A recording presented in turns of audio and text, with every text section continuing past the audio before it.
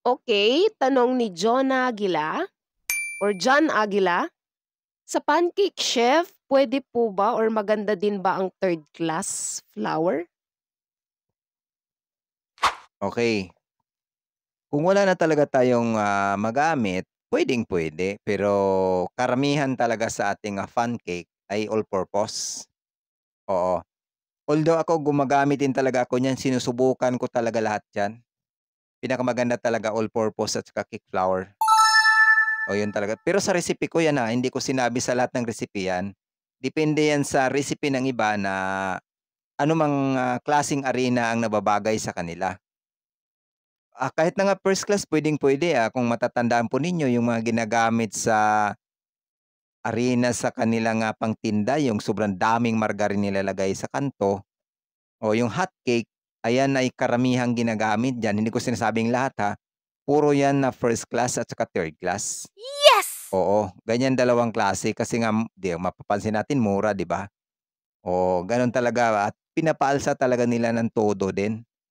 O kaya kung makikita mo parang may mga bahay ng honeybee. Oo, kung inyong, bubuksan, butas-butas siya, pero mas ano siya kainin, mas, ramdam mo malinamnam dahil nga dun sa margarine at saka sa sugar.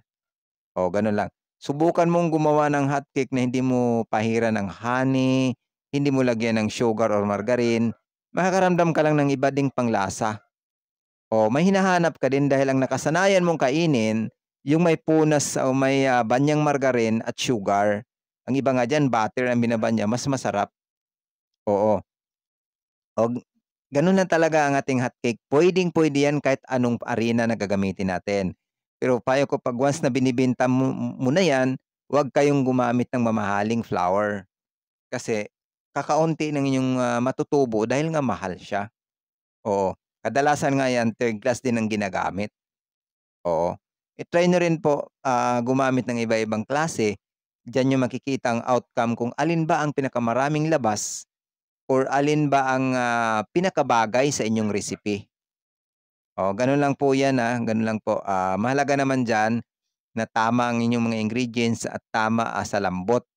Baka naman matigas ang inyong, batter ng inyong pancake kaya hindi maganda ang labas. Okay? Follow for more.